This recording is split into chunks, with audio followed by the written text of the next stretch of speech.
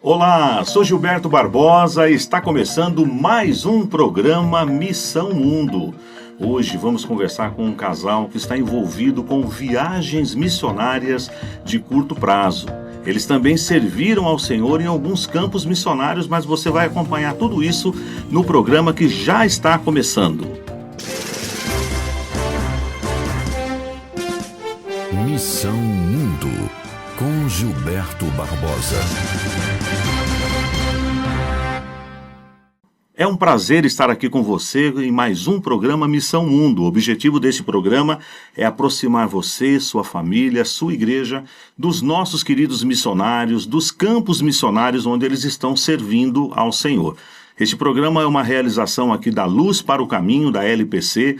Temos a nossa equipe de trabalho, eu apresentando o programa, presbítero Cornélio Nogueira Martins na produção e também com apoio da coordenação do Arthur Mendes. Que Deus abençoe você e a sua família. Dá tempo de você divulgar que o programa Missão Mundo está iniciando. E eu quero ler um texto muito conhecido da Palavra de Deus, que temos o registro do chamado do profeta Isaías. Esse texto está registrado no livro de Isaías, no capítulo 6. E eu vou ler apenas o verso 8, mas trabalharei rapidamente algumas expressões dos versos anteriores. No versículo 8 do capítulo 6 de Isaías está escrito: Depois disto, ouvi a voz do Senhor que dizia: A quem enviarei? E quem há de ir por nós? Disse eu: Eis-me aqui, envia-me a mim. Isaías recebeu uma visão do Senhor.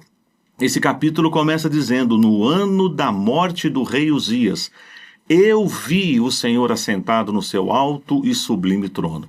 Ele tem uma visão gloriosa do Senhor, os serafins voando, com 6 asas, 2 voavam, 2 cobriam o rosto, 2 cobriam os pés, aquela maravilha declarando uns aos outros: Santo, Santo, Santo é o Senhor dos exércitos. Quando Isaías contempla essa glória majestosa do Senhor, ele dá um grito, ele diz: Ai de mim, eu estou perdido, porque eu sou um homem de lábios impuros e habito no meio de um povo de impuros lábios. E os meus olhos viram o Rei. Aquilo que talvez ele colocou como um obstáculo, até mesmo a sua língua, a sua boca, que ele falou: como que eu posso ser um mensageiro com lábios impuros? O Senhor solucionou. O Senhor toca nos lábios do profeta, o comissiona para a mensagem que ele vai pregar e diz: a sua iniquidade foi tirada, o teu pecado foi perdoado, você está pronto agora para atender ao meu chamado. E em seguida nós chegamos no versículo 8. Quem há de ir por nós? A quem enviaremos? E a resposta do profeta é a resposta que nós devemos dar para o Senhor sempre: Eis-me aqui, Senhor, envia-me a mim. Com certeza, nossos irmãos que serão entrevistados nesse programa hoje, um dia também responderam isso ao Senhor: Eis-me aqui, Senhor, envia-me a mim. E você, na sua igreja, na sua família, aí onde você trabalha, onde você estuda, você também é um missionário, você também é uma missionária. Ouça a voz do Senhor e responda: Eis-me aqui, Senhor, usa-me onde o Senhor quiser, como o Senhor desejar. Que Deus te abençoe. Vamos continuando aqui no programa Missão Mundo de hoje.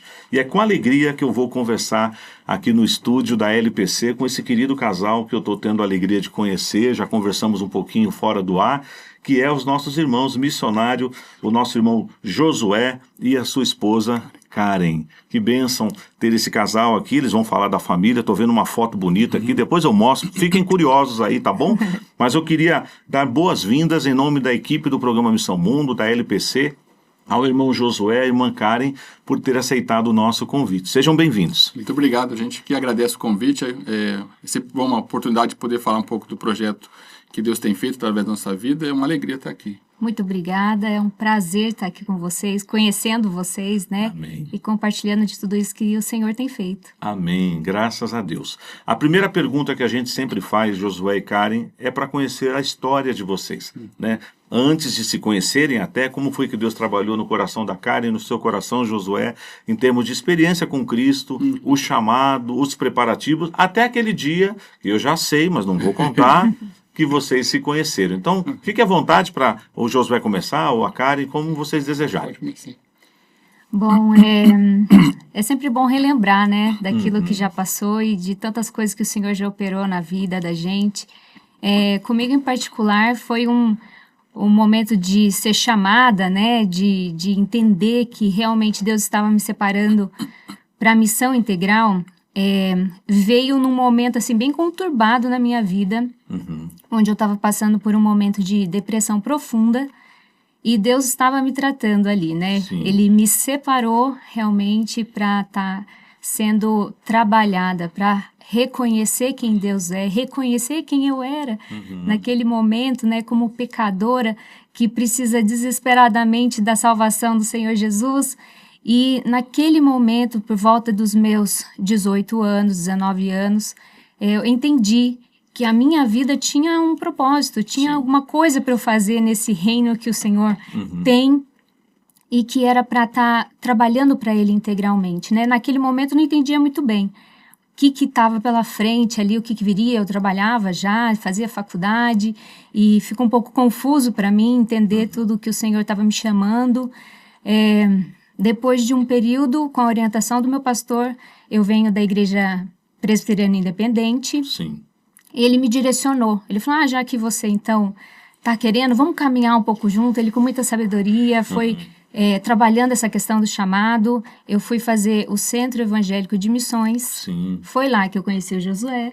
Spoiler. Né? Spoiler.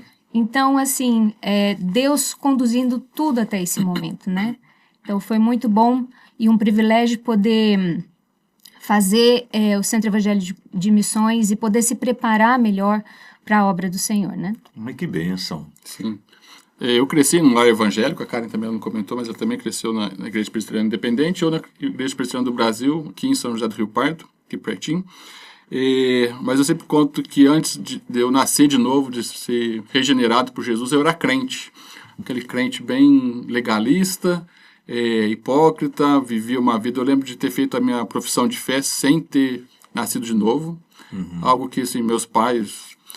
orientaram a fazer, porque estavam na idade de fazer, e eu sempre digo que se eu tivesse morrido no dia seguinte da minha profissão de fé, eu teria ido com uma casca muito bonitinha para o inferno, porque eu sempre fui um bom filho, educadinho, aquela coisa, sabia como jogar o jogo de ser crente, e fazer isso muito bem, entendi como que devia se portar. Mas foi num acampamento de carnaval, já tinha mudado para São Paulo, fazendo faculdade, já estava até me afastando um pouco mais do Senhor, que Deus me chamou e ali foi. Eu não fui atrás dele no acampamento e ele me encontrou lá. Eu nasci de novo ali e ali Deus mudou a minha história. Eu percebi como que eu era sujo, pecador, fingido, hipócrita. E naquele mesmo momento eu senti Deus me chamando para a missão. E eu fiz engenharia elétrica, eu estava no meio da faculdade de engenharia e nessa ocasião também um grande amigo meu se converteu também nesse acampamento e Deus falou assim comigo, essa alegria que você está vendo ele sentir, nem quando você vê uma usina hidrelétrica sendo entregue, você vai sentir. Na época eu não entendi nada disso e eu estava no meio da faculdade, aí eu fui falar com o pastor, eu faço engenharia, mas acho que Deus está me mandando para a missão. Eu falei, não larga engenharia não, vai ver que Deus vai preparar para você. E, graças a Deus, lá em São Paulo, eu conheci uma igreja presbiteriana de Higienópolis, nossa igreja enviadora hoje, que com muitos irmãos com o mesmo chamado, eles fazendo faculdade, querendo entender como que eles poderiam servir ao Senhor com a missão. E foi um momento muito precioso da minha vida, que eu consegui ter um direcionamento do meu ministério. Eu me formei, trabalhava numa empresa, e aí... Eu fiz uma viagem missionária para o Timor-Leste, de curto prazo, que vai ser o tema de hoje, né? Essas viagens, e ela impactou minha vida de uma forma tão poderosa. Eu fui lá para dar aula de instalações elétricas, compartilhar um pouco o evangelho com os jovens ali. E eu voltei e falei para o meu chefe, esse aqui, eu quero pedir as contas, quero fazer isso da minha vida. Em São Paulo, a gente já trabalhava com moradores em situação de rua. Eu já sentia um desejo de servir mais integralmente na missão, não sabia como. E aí eu falo, daqui uns 6 meses eu vou para Viçosa fazer o Centro Evangélico de Missões. Prepara alguém para ficar no meu lugar que eu vou sair da empresa. E lá a gente se encontrou. Que ano foi isso? A minha viagem foi em 2008, a Karen já estava em Viçosa em Já estava chegando em 2008, ela chegou em 2008. Aí em 2009 eu me mudei para Viçosa, encontrei a Karen lá. Eu fiz também o mestrado em Engenharia Agrícola na Federal de Viçosa, Sim. junto com o SEM, o que abriu portas. A gente se conheceu, namorou, noivou no final do ano, e no fim de 2010 nós casamos. Que bem. E a gente pensando no que a gente quer servir, como que a gente vai servir. Eu já tinha ido para o Timor-Leste, eu queria que ela fosse para o Timor-Leste conhecer também. Sim. Só que não dá para pegar, como a gente comentou, não dá para pegar um ônibus e ir ali no Timor-Leste, né? Aí a gente estava fazendo os pré-requisitos com a PMT para se tornar missionários da PMT. Foi quando eu recebi um e-mail, na época existia grupos de e-mail. Sim. Nem existe mais isso, Começa né? a denunciar a idade. Aí eu recebi no meu e-mail assim, tinha uma vaga para dar professor de engenharia elétrica na Universidade Nacional de Timor-Leste. Aí eu respondi pro rapaz, é o reverendo Gessé Fogaça, tá no Timor-Leste hoje. Sim, é verdade. Eu respondi para ele, o que é isso aí? Ô Josué, não tinha teu e-mail, eu sabia que você estava nesse grupo, eu mandei no grupo porque eu sabia que você ia receber. Eu mandei por causa dessa vaga para você mesmo, né?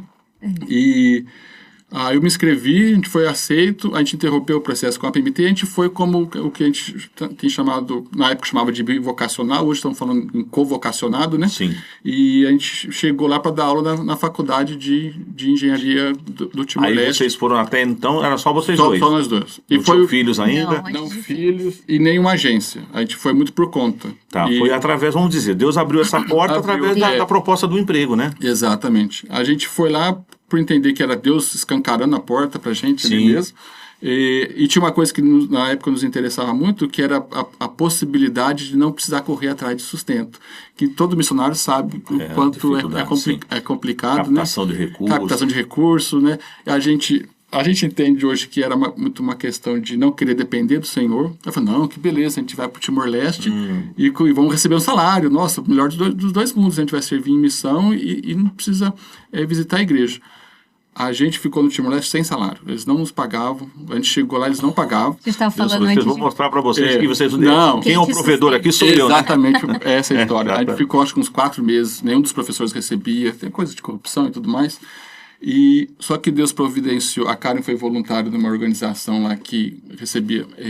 que cuida de meninas vítimas de abuso sexual. E eu fui voluntária também, né? Falei, estou aqui, quero me envolver. A gente Sim. conheceu os missionários lá também.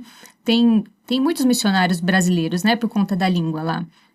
E eu comecei a me envolver, me dedicar àquele projeto. E tem várias estruturas o projeto, né? Pelo menos na época, eu acredito que hoje mais ainda. Então, tinha a casa que acolhia as meninas, tinha um restaurante-escola, né? Olha. Que essas meninas eram treinadas tanto para trabalhar, ou para ganhar experiência para ir para uma hotelaria Sim. mais para frente, ou para permanecer ali, para dar uma profissão. E eu sou formada em administração. E eu fui ajudar um pouco no restaurante. Então, eu acabei me envolvendo ali o dia inteiro, né? Com eles ali. E a missionária chegou e falou, olha, não tem como eu te pagar nada. Não estava nem esperando, né? Sim. Mas ela falou assim, você e o Josué, vocês podem almoçar aqui, né? No restaurante, sem custo nenhum.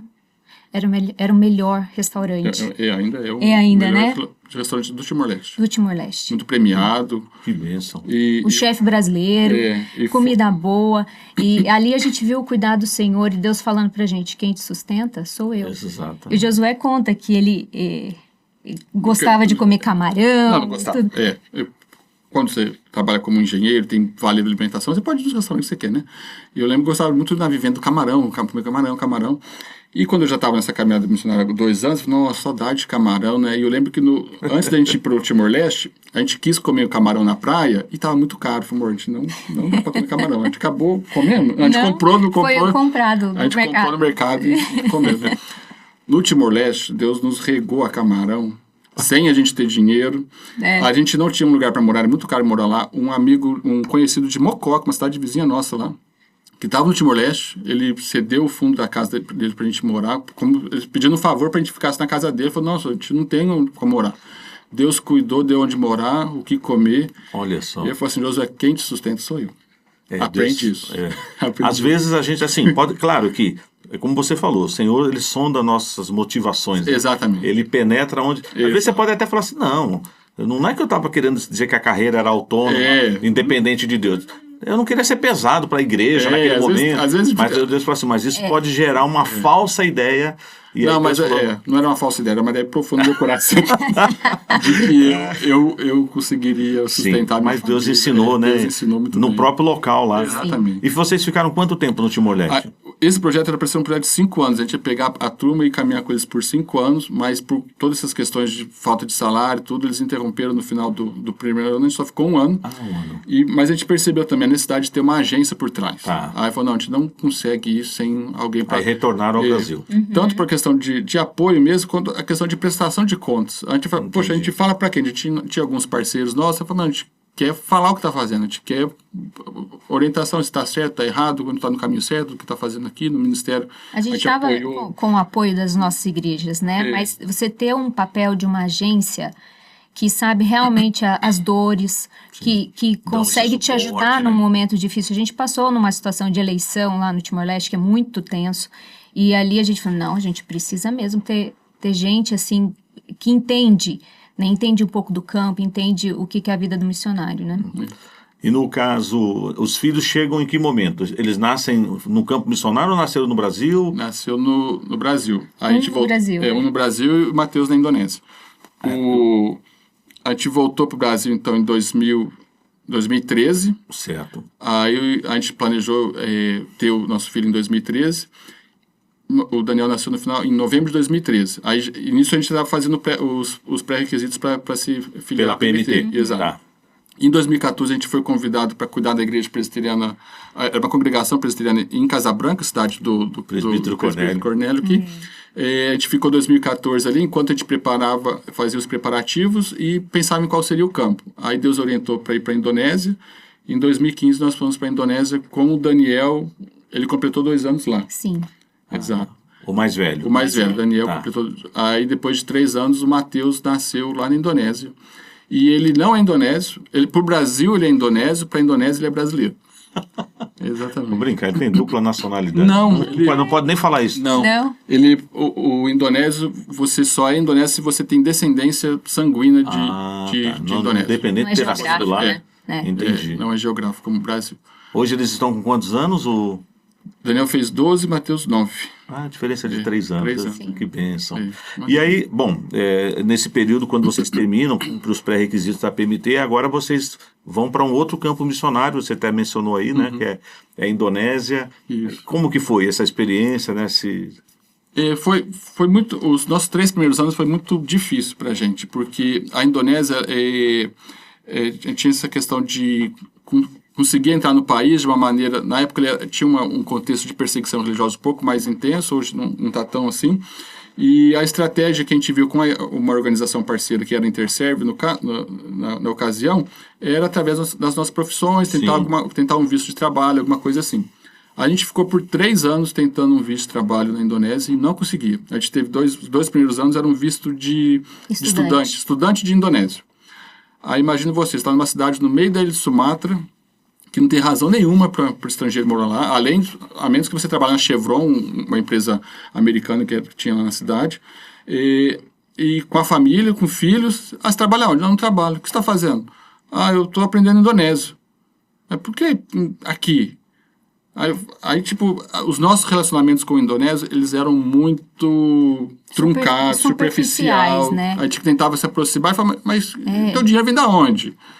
Isso é uma característica do indonésio. Ele não tem medo de perguntar quanto você ganha, né?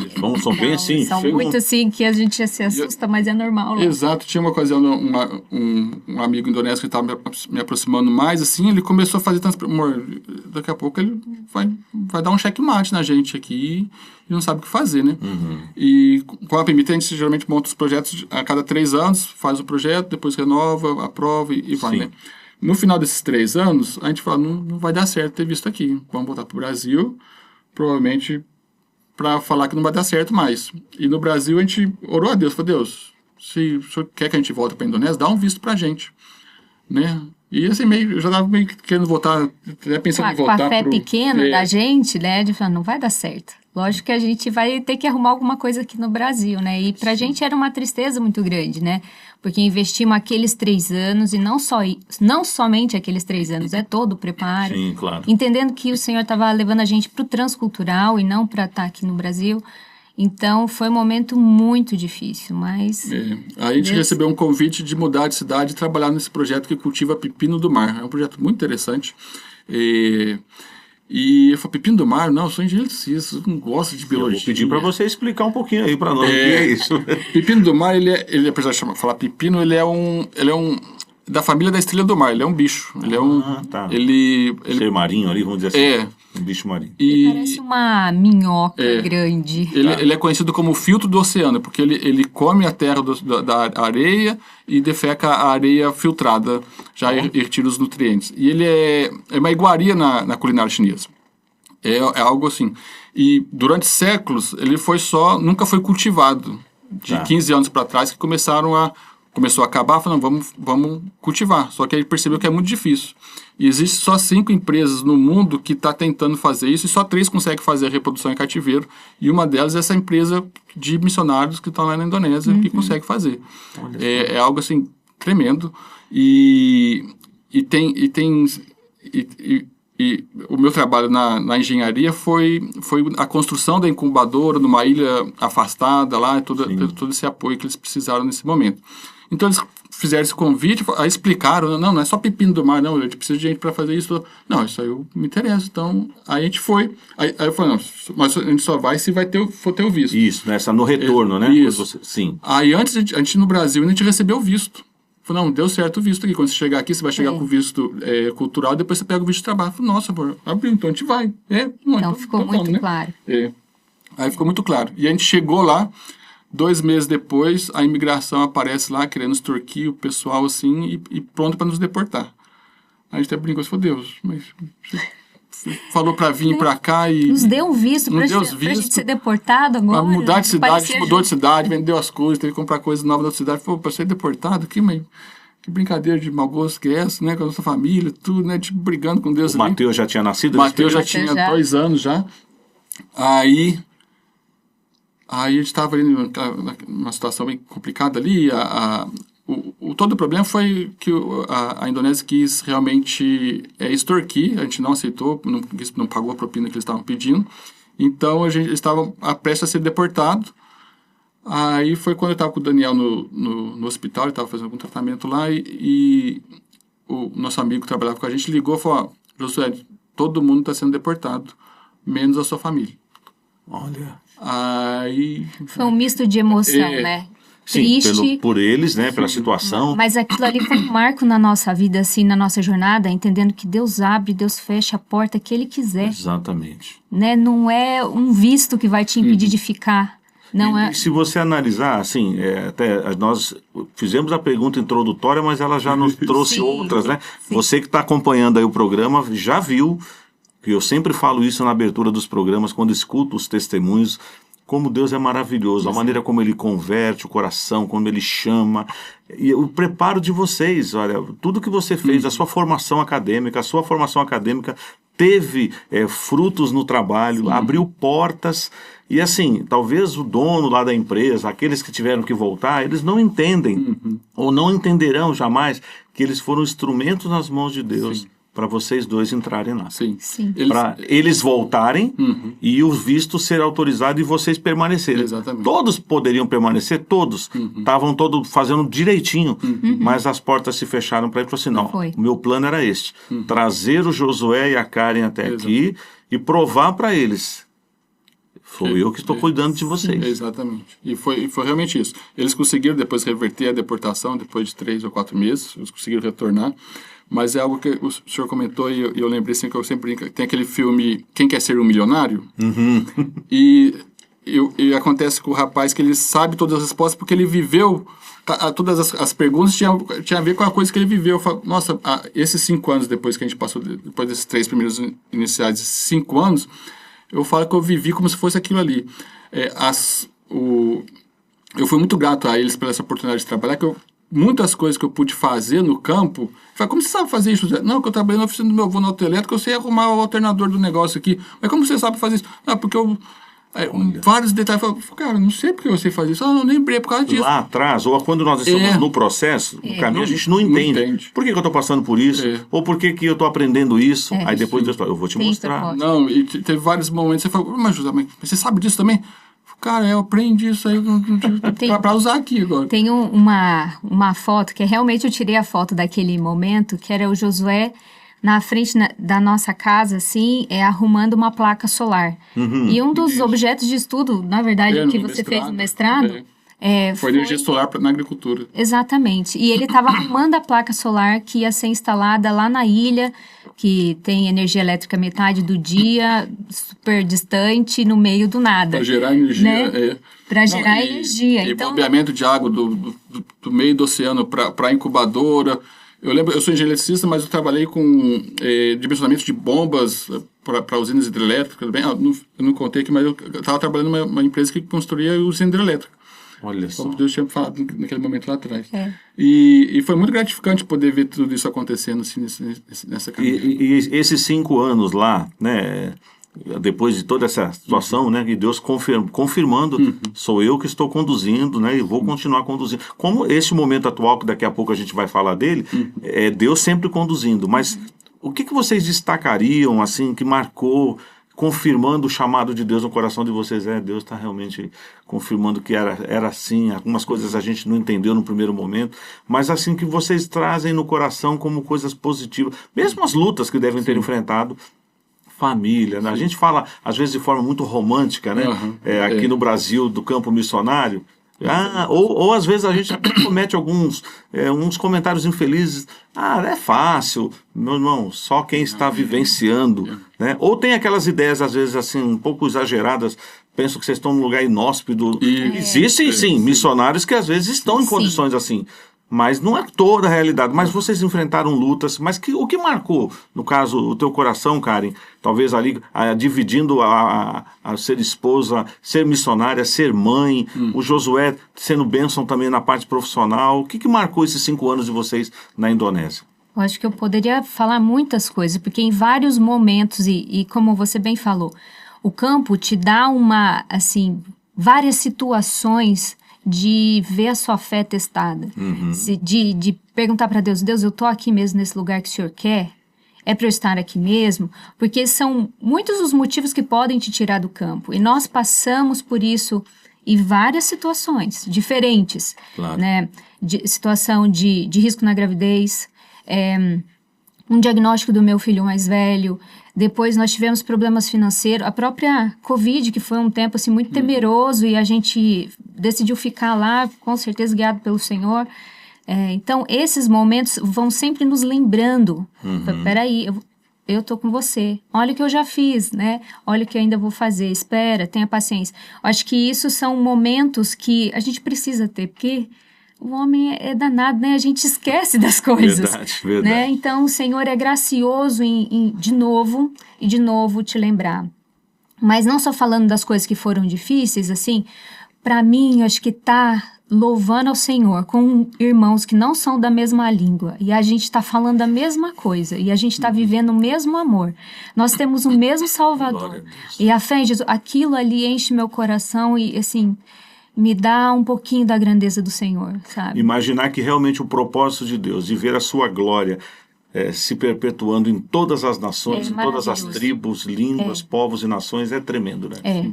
Às vezes acontecia, a Indonésia tem muitos descendentes cristãos que são descendentes chineses. Às vezes tinha louvor em mandarim, em indonésio. Era uma loucura, muito bom. Que bom. Vocês então permaneceram 5 anos lá. Tem alguma coisa também que você quer destacar dessa fase, além do que você já falou, Josué? Não, foram 8 anos, na verdade, total. Os 3 e depois mais esses 5 exato. anos, exatamente. E eu acho que foi o cuidado do Senhor em tudo isso. Né? Como a Karen falou, a gente passou por muitos desafios, e Deus sempre foi respondendo, dando solução, a questão da quase deportação, questão do sustento financeiro, a gravidez. Teve muitas situações, mas Deus, a gente orava, clamava a Deus e Ele resolvia.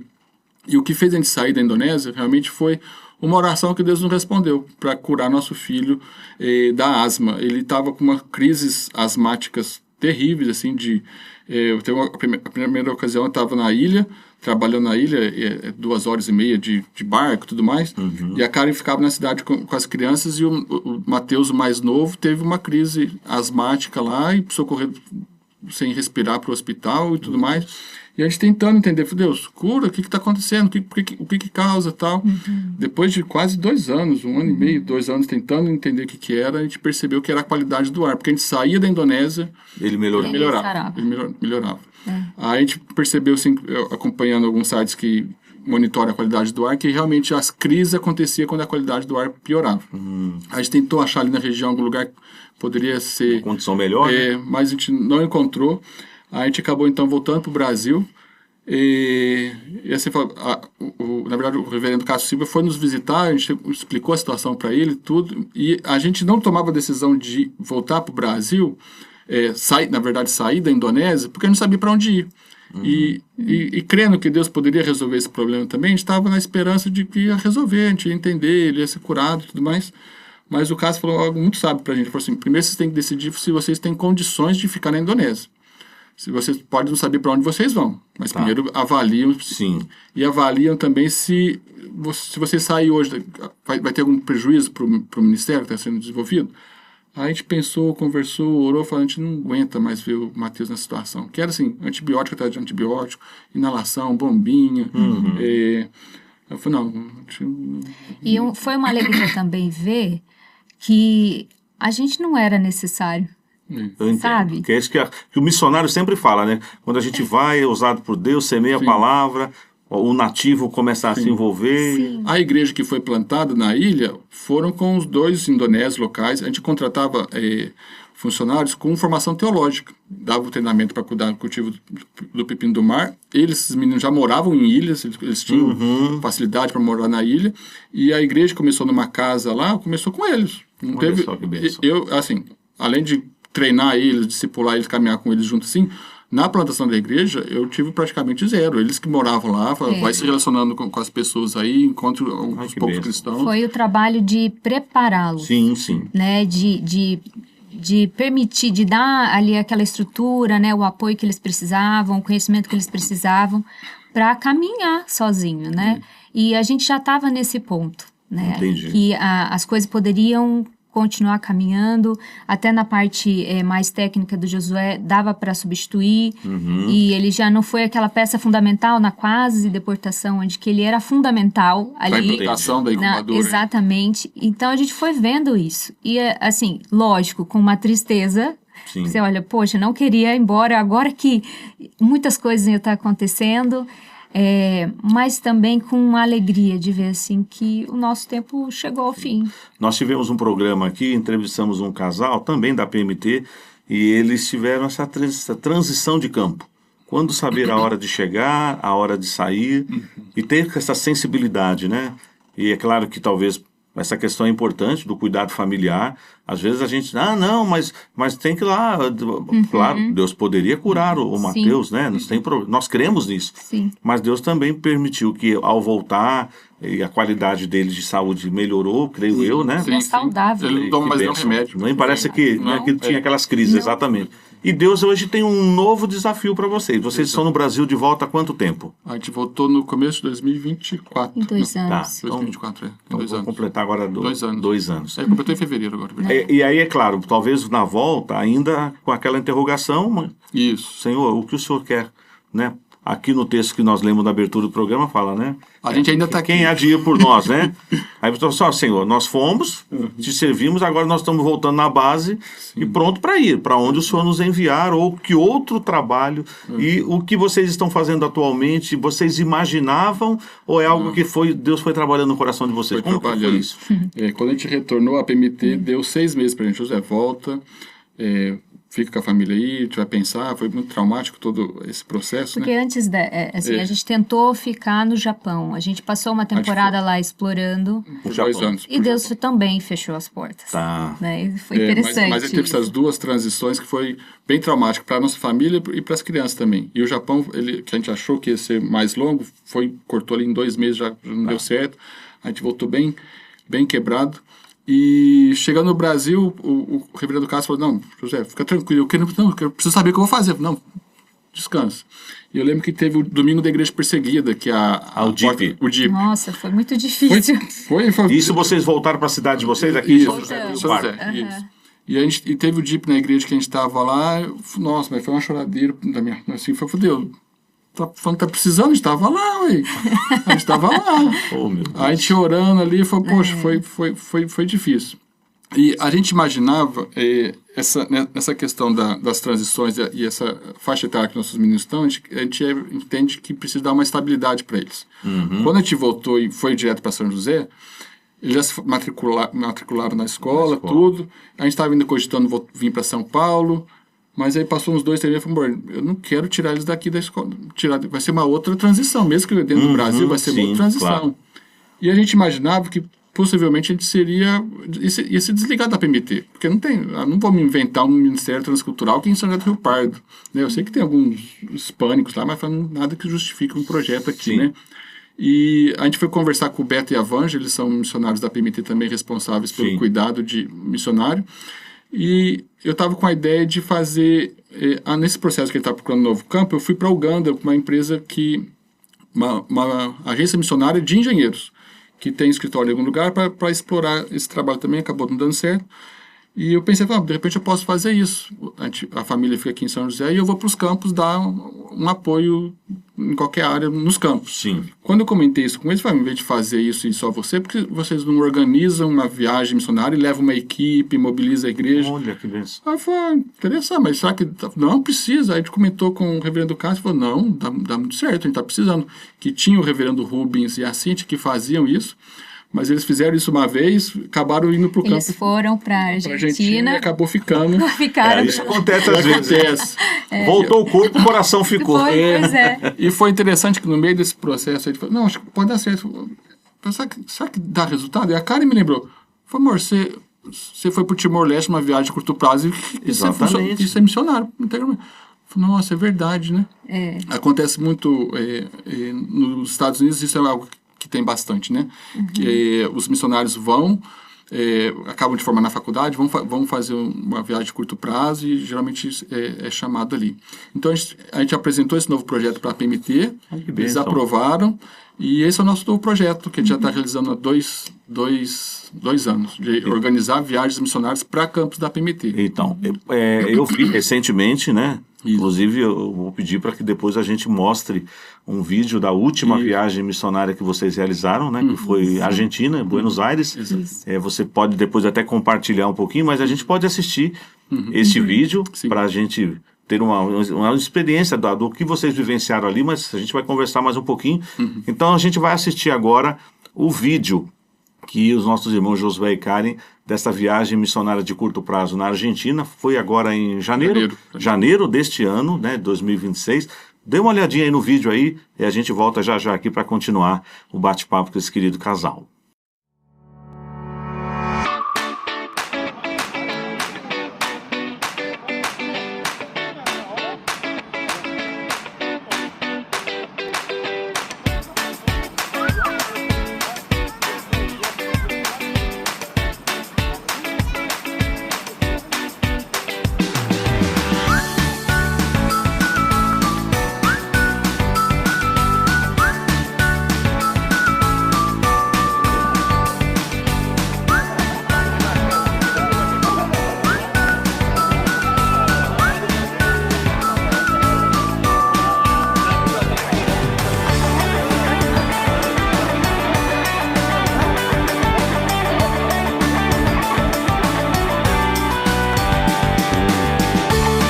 Você então acompanhou o vídeo da última viagem missionária de curto prazo que os nossos irmãos Josué e Karen realizaram em Buenos Aires, na Argentina. Mas voltando aqui com vocês, antes dessa viagem teve outras nesse período e também eu gostaria que vocês compartilhassem conosco. Agora nós já estamos indo para os momentos, assim, os últimos minutos do programa, e a gente gostaria que vocês falassem também da experiência quando começou. Então, essa experiência de montar o projeto das viagens de curto prazo, o que vocês tiveram de experiência até aqui, além do que já foi passado no vídeo, mas como que nós podemos ser abençoados? Eu estou pensando agora até como pastor da igreja lá onde eu estou, na zona leste da cidade de São Paulo, para de repente ter o apoio da PMT através de vocês e nos abençoarem com essas viagens. Exatamente. O objetivo do projeto, nós temos 3 objetivos. O primeiro é atender a demandas de campos da PMT. Tá. Nós não são viagens turismo religioso. Tá, é uma viagem que você vai lá trabalhar e servir. Sim, claro. Você levanta o seu recurso, e a gente chama também de ser uma vivência missionária. A pessoa vai ter uma experiência de o que é ser um missionário, essa questão de levantar recursos. Por isso que a gente bate bastante nessa tecla. A gente incentiva a aprender a língua local quando é uma língua diferente. Não, você entendeu a dificuldade de aprender um novo idioma, só para você aprender a falar um bom dia, alguma coisa assim, só para você conseguir sentir. Então, tem esse primeiro objetivo, que é atender a demandas de campos da PMT. Nós entramos em contato com os missionários da PMT que têm interesse em receber uma equipe, que tem uma necessidade, a gente tenta entender que tipo de necessidade que é essa, e a gente corre atrás, então, dos voluntários. E esses voluntários, o segundo objetivo é mobilizar a igreja, para a igreja ter essa participação na obra missionária mundial e principalmente aqui com a PMT. E o terceiro objetivo é despertar novos vocacionados. Como eu falei aqui, eu virei um missionário integral após participar de uma viagem missionária. Então, se você quer ter essa experiência, você pode nos procurar, a gente vai deixar o link certinho para onde você pode entrar em contato com a gente, e a gente pode organizar uma viagem missionária para a sua igreja. Por exemplo, a nossa igreja quer fazer uma viagem missionária. É aqui no Brasil, fora do Brasil, dentro do Brasil, em contextos transculturais dentro do Brasil. Quilombola, indígena, ciganos, hispânicos, imigrantes, nesse contexto, ou fora do Brasil, onde tem campos da PMT. A gente entra em contato, vê a realidade da igreja, se tem um orçamento para fazer uma viagem para o exterior, você quer fazer uma viagem mais aqui perto, quantos dias, tal, a gente quer fazer com os jovens, com toda a igreja. A gente pode pensar, então, para a gente é um pouco mais fácil nesse sentido, que a gente não precisa correr atrás dos voluntários e montar uma equipe. E outra coisa muito boa é que a equipe já está entrosada para o trabalho. Já vai, o Ministério Infantil da Igreja está indo, já estão acostumados a trabalhar com crianças. Então, você pode nos procurar, se você tem interesse em realizar uma viagem missionária para campos da PMT, o nosso trabalho hoje é organizar essas viagens. Mas existem viagens também, como foi a da Argentina, que ela era aberta. A gente entrou em contato com missionários da Argentina, falou, a gente quer faz sentido ter uma equipe aí, sim, a gente está precisando de trabalho evangelístico nas praças. Tá bom, a gente vai montar a viagem, divulgar e correr atrás dos voluntários. Aí pessoas se inscreveram, a gente teve de todas as regiões do Brasil. De todas as regiões do Brasil foram pessoas para... Vocês até no vídeo, né, quem está acompanhando o programa, viu que o Josué comenta ali daqueles encontros na praça. Isso. E que é um hábito deles lá, né, do portenho, né, como você já falou, de ficarem até tarde da noite nas praças. Eu também viajando com a família, vi isso, fiquei impressionado como eles usam as praças públicas, né? São praças muito bonitas, crianças, os adultos, então era um ponto estratégico, né? Sim. A gente tinha pensado num cronograma, o missionário lá falou para você, não, pode pôr mais para tarde, mais para noite. Eu falei, chegando lá no primeiro domingo que a gente fez o trabalho, a gente saiu 10 horas da noite da praça. Ela falou, não, então nosso trabalho... é diferente, noturna, né? Então a gente ia para as praças às 4, ficava até quase 10 horas da noite. Alguns trabalhassem na primeira parte, até um determinado horário, e depois o restante do período. Não, e ficam mesmo. E foi assim, aí durante toda a semana a gente ia, no final da tarde a gente ia para a praça e ficava lá abordando as pessoas, fazendo trabalho com as crianças. E assim, para quem está acompanhando o programa, em linhas gerais, é claro que vai depender muito do campo, do contexto, mas o que seria, numa viagem de curto prazo, além de, às vezes, você está indo para apoiar, vamos supor, você vai reformar alguma coisa, ajudar, mas tem o trabalho também do campo ali, com o contato. Em que consiste, então, esse trabalho? Quanto tempo dura uma viagem de curto prazo? E, geralmente, assim, como se vocês fizessem um roteiro. Como seria um roteiro básico? Para organizar... dependendo se é uma viagem nova que a gente organiza e vai atrás, a gente conversa com o missionário do campo e vê a necessidade e vai montar a equipe de acordo com a necessidade. A primeira viagem que a gente organizou foi para Una, na Bahia, onde o missionário da PMT ele tem um sítio que ele recebe refugiados afegãos. E a necessidade desse projeto especificamente era de reforma. Entendi. As pessoas foram lá para reformar, mão na massa, e Deus foi muito gracioso. A primeira turma que chegou... eram crossfiteiros.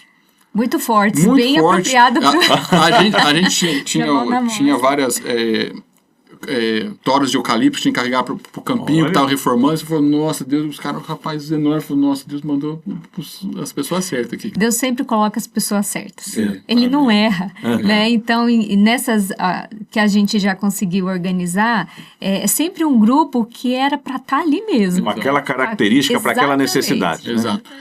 Dando um exemplo das viagens que já aconteceram. Então, essa viagem foi uma viagem que ela foi aberta também. Ela foi a nossa primeira viagem que a gente organizou. E a gente fez 15 dias. Foi muito tempo, assim, ficando... Eu fui sozinho nessa viagem. A Karen ficou com as crianças. E a gente não conseguiu equipe para ficar os 15 dias. Então, teve gente que foi 5 dias, depois mais 3, aí foi chegando e funcionou. Atendeu as necessidades do campo ali. Outra viagem foi entre povos indígenas aqui na cidade de Iguape. Foi um feriadão, a nossa igreja enviadora de São Paulo que foi uma viagem fechada com a igreja. Eles tinham trabalho com crianças, era uma necessidade lá do trabalho. Então é feito um estudo para saber a real necessidade. Sim. Né? Sim. Às vezes pode assim, às vezes não está precisando de uma reforma, mas de uma força-tarefa para impulsionar ali o trabalho. E o período, ele depende da disponibilidade do campo. Às vezes é um feriadão, então já é um tempo reduzido. Então a gente tenta casar todas essas informações e fazer com que aconteça uma viagem que alcance objetivos, mas com todas essas E claro que vocês tendo a agenda familiar de vocês, conciliar também a vida familiar, mas em média quantas viagens, depende, tem muita demanda, tem anos que pode ter mais ou menos, mas tem períodos que é melhor, período de férias escolares, que aparece mais oportunidades. As igrejas costumam procurar em que período mais? Nós não estamos tendo muita procura de igrejas querendo. A gente Vocês têm alguns contatos? Sim, eu entendi. Exatamente. Mas é possível, né? Possível, Como a gente pretende com o programa de hoje, dar essa visibilidade, né, do trabalho que vocês realizam. Exatamente. E mais uma vez a gente agradece justamente por isso que a gente está tão animado com esse programa. O que acontece é que a gente faz o contato com a igreja e oferece, gente, Entendi. vocês querem realizar uma viagem missionária? Ou então eu entro em contato com os missionários, a partir da necessidade eu corro atrás dos voluntários. Porque geralmente dá mais trabalho para montar uma equipe coesa que vai atender a necessidade. Então, a gente teve é um projeto novo, relativamente, mesmo com os outros missionários, né? Eles não ficaram tanto tempo nisso. Então, é uma coisa nova, é uma cultura nova que a gente está estabelecendo, né? Divulgando, contando ali com o apoio dos irmãos para que haja esse movimento. Né? E assim, até uma coisa linda, nós já entrevistamos aqui outros missionários que também é um pouco parecido, só que agora Deus está dando um direcionamento a vocês mais específico, né? Você, fruto disso e outros, né? Temos o reverendo Cornélio Castro, esposo da Ema, a questão do Paraguai, que muitos foram para lá, o próprio... Agora me fugiu aqui o nome. A Patrícia Mota, no trabalho de odontologia, né, lá no Guiné-Bissau, né? No Senegal, né? Os dois. Exatamente. E aí você vê, ela mesma foi, no primeiro momento, ela era uma profissional. Então Deus pode... E o que aconteceu com você, esse despertamento, né? E eu acho que é uma coisa linda, que nós conversamos também fora do programa, antes de iniciar, que são tantos efeitos, eu vou chamar de efeitos colaterais de Deus, sabe? Que assim, você pode abençoar lá o local, é uma bênção. Você volta com o coração pegando fogo, você põe fogo na sua igreja, no bom sentido, né? Incendeia, fala, olha, onde você esteve nos últimos dias? Rapaz, eu fui fazer uma viagem missionária de curto prazo. E tem mais, o meu coração ficou lá. Eu vou me preparar para voltar, né? Então tem muito isso. Esse é o nosso desejo, e a gente nem... Vamos até abrir, que a gente ora para que isso aconteça, né? A gente quer intimidar. Não, claro. A ação é de Deus, né? Claro. A gente brinca, fazer uma armadilha, a gente vocês me enganaram, vocês me enganaram, né? A gente fala para os voluntários que vão nas viagens, vocês são o nosso campo missionário, né? Então, tomar cuidado, que você pode ir e não voltar. Mas respondendo a sua pergunta sobre a quantidade de viagens, no nosso projeto a gente planejou 4 viagens no ano. Só que a gente percebeu que principalmente viagens internacionais, dá muito trabalho. É verdade. Aí a gente está tentando intercalar, fazer 1 ou 2 internacionais no ano, que despende muitos recursos financeiros da nossa família também, porque todo missionário da PMT ele é responsável por levantar os recursos para a família e para eu ia imaginar. Os parceiros, aqueles irmãos que já investiam no trabalho, quando vocês estavam num contexto lá diretamente da Indonésia transcultural, as igrejas parceiras continuam, porque às vezes aquela ideia, voltou para o Brasil. Não, vocês continuam. E agora com esse novo desafio, dessa mobilização. Exatamente. E aí a gente está tentando achar o número ideal, os meses ideais. Geralmente janeiro e julho são os que funcionam melhor para os voluntários. Tá bom. Sim. Porque geralmente é férias de faculdade, né? Férias de serviço, tudo mais. Dá para programar, alguns conseguem conciliar. Mas dentro do Brasil a gente consegue fazer viagens mais rápidas em feriados prolongados também. Tá certo. Olha, você hoje teve a oportunidade de, através do programa Missão Mundo, conhecer esse casal, nossos irmãos Josué e Karen, que relataram para nós a forma como Deus os chamou, como Deus capacitou, preparou na carreira profissional deles, Timor-Leste, depois na Indonésia, e agora estão fazendo esse trabalho tão importante que é levar igrejas, irmãos, para servirem nos campos através de uma viagem de curto prazo. Talvez a sua igreja tenha desejo de realizar ou já realizou. Nós vamos disponibilizar no programa, que vai aparecer para você em algum momento aí os dados para você fazer o contato com o Josué e com a Karen. Eu queria agradecer muito em nome da equipe do programa Missão Mundo de vocês terem participado. Leva um abraço para os filhos, para o Daniel, né, e o Matheus. Um abraço lá para os irmãos. Eu não conheço São José do Rio Pardo ainda. Eu digo ainda porque já fui até São João da Boa Vista pertinho, passei, né?